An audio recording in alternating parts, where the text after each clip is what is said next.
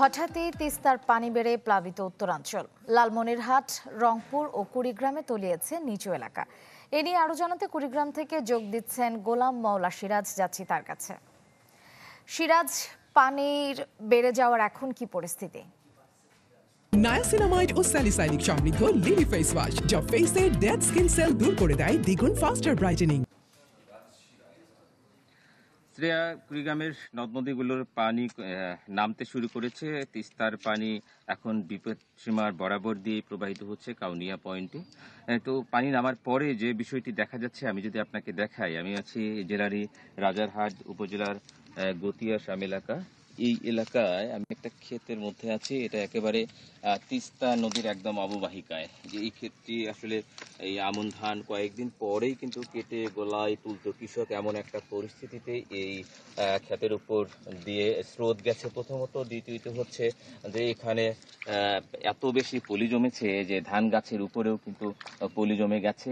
ক্ষেতটা পুরোপুরি নষ্ট হয়ে যাবে এমনটাই মনে হচ্ছে এখন পর্যন্ত।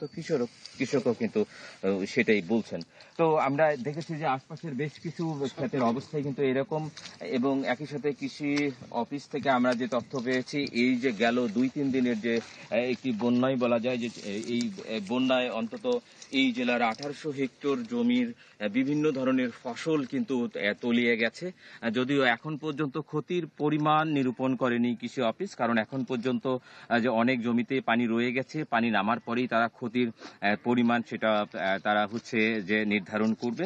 কৃষি বিভাগ যেটা বলছে, এই যে ধানগুলোর মধ্যে পলি পড়ে নষ্ট হয়ে যাচ্ছে, সেই ধানগুলোকে একটু বাড়তি পরিচর্যা করতে বলছেন তারা কৃষকদেরকে।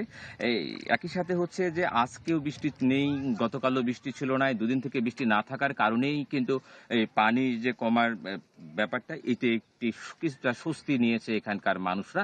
তবে ভারতে উজানে বৃষ্টির একটা সংখ্যা কিন্তু প্রকাশ করেছে পাবো। যদি আবারও বৃষ্টি হয় তাহলে আবারও কিন্তু পানি বাড়তে পারে, তবে বড় বন্যার কোনো সংখ্যা নেই আপাতত, এমনটাই কিন্তু বলছে স্থানীয় পানি উন্নয়ন। ধন্যবাদ সিরাজ আপনাকে। কুড়িগ্রাম থেকে যুক্ত ছিলেন গোলাম মাওলা সিরাজ।